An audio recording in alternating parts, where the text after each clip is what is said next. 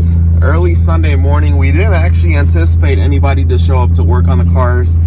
They, on rare occasion, would come on the weekend, but not very often whatsoever. And I don't think they've come to work at all this past week.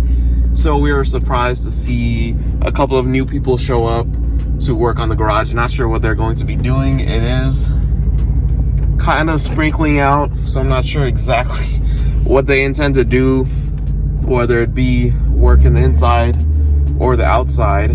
But I guess we'll just see, and we should have an update on the garage. Very strange upside to this is the fact that we don't have as many cars to move, considering I still don't have the Lamborghini. All right, got that parked. It was a bit of a struggle actually, because their car was actually in the way when I was trying to pull out.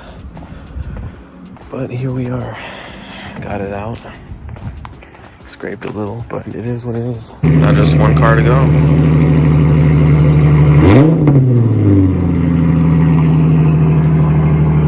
Damn, that exhaust got me missing the Lambo.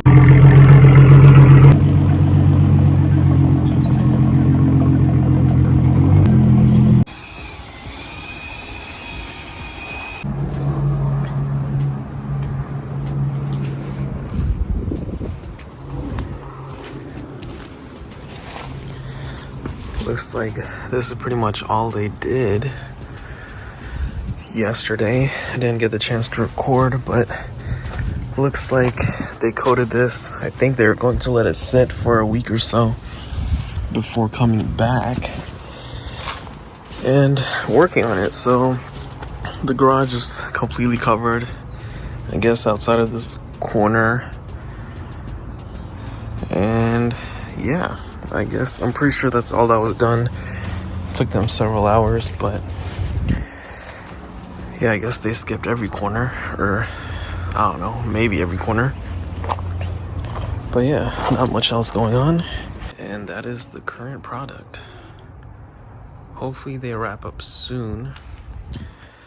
And then the storage unit, pretty sure it's exactly the same as before. I don't think anybody's come to work on that. This is one of the Bentleys I've been looking at. German chocolate interior, black exterior. Or I guess the exterior is blue, it just looks black. But this is a V8 car. And yeah, so that's one of the options. We have this super nice W12 burgundy Bentley Continental GT Speed. That's a 2014. A little higher miles, but I wouldn't mind it. Super beautiful car. So that's another option I'm looking at. So we have this. We have this 2015 Flying Spur. So pretty much the same as the previous car I showed you, except this one's not black. Same engine, which is a W12, same power output, everything.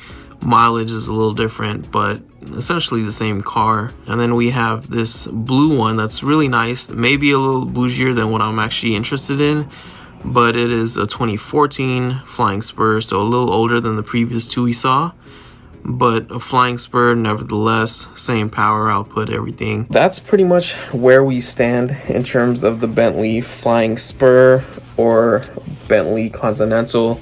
As I explained on TikTok, I'm having some difficulty locating a Flying Spur. I'm not being super picky with my cars, but I basically had to increase my budget to widen my search, but it was only widened by a little bit. But as you guys see, I found several cars, and yeah, I'm not really being super picky about mileage, color, interior color, whether it's a V8 or W12 or so on and so forth. So basically I'm trying to stick within a certain budget, which was increased. I'm trying to stick with a car in California to make it easier. And yeah, that's pretty much it. So I'm not looking for very much, but it's still a very difficult search. Literally out here with the cars after several days. And yeah, not much to say. I guess the workers did come for a little bit, maybe to check something or grab tools, and then they ended up leaving. So hopefully the garage makes progress soon. I feel like it makes good progress sometimes and then makes no progress other times. The day before I got the actual information on what would need to be repaired, I was basically told that they're not 100% sure repairing everything that's listed will actually fix the car to 100%. So there's a chance that once they fix all of this, there are other issues that need to be addressed. So that would suck. And then yesterday, I finally got a quote for everything that was listed the previous day. And the quote, basically with tax, we're looking at over $6,000 to fix these issues that might not actually fix the car completely. So I'm basically going back and forth with shops to figure out what I want to do, whether I get the car completely fixed at the dealer, do I get part of it fixed at the dealer and get the rest of it fixed at a shop, or, you know, what have you. So I'm trying to basically figure out exactly what I want to do.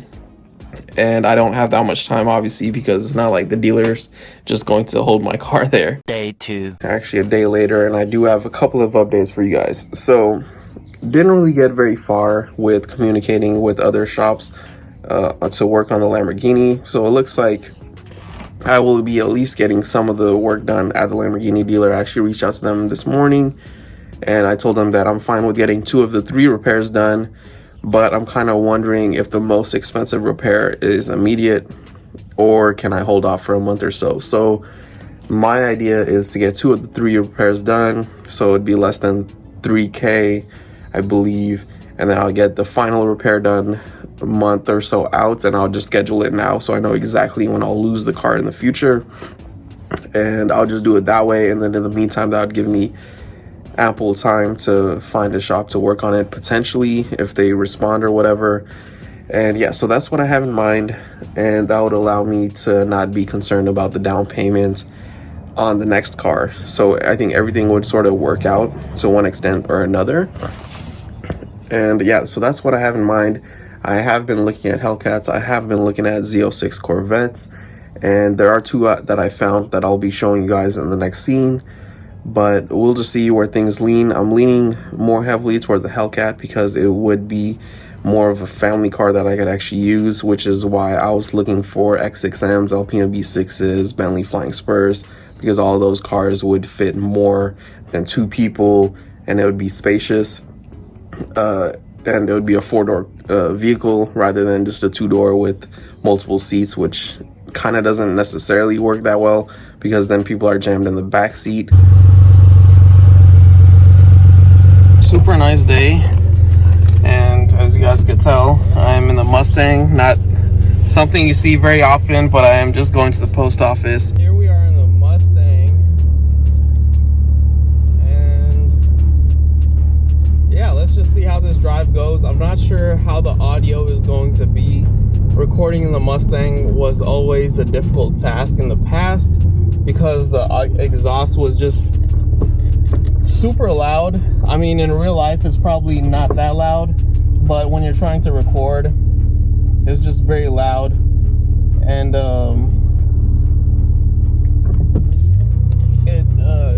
it rumbles a lot because of the fact that the exhaust tips actually end right underneath the cabin, so somewhere between the front seats and the rear seats. So since it ends there, there's a lot of rumbling in the cabin that probably would not exist if the exhaust went all the way to the rear end of the car.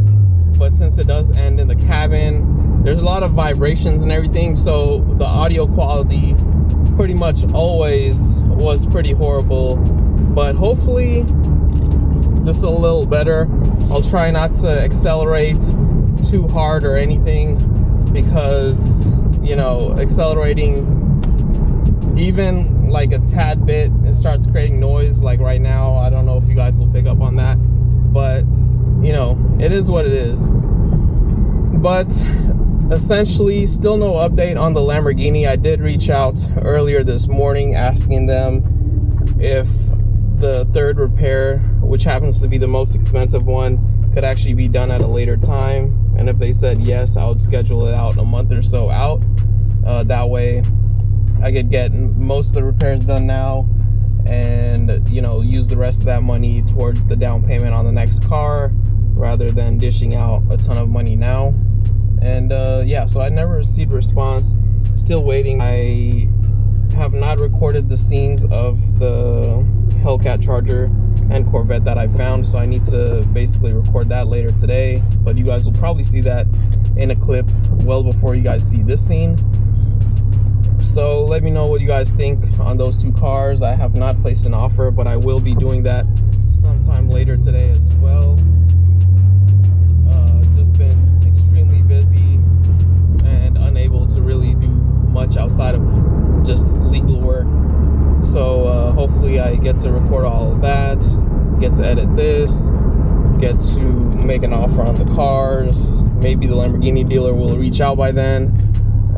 But you know, a lot of things at play that need to get done. Sort of the usual day, I guess. Finally back home. This is the Corvette Z06 I'm looking at, all murdered out, as you would imagine. I am actually just going to make an offer on it. I'm testing the waters sort of between this and the Bentley. And yeah, not sure why the rear lights look like that, but I don't think all of the photos look like that. Like on this one, look at the right side.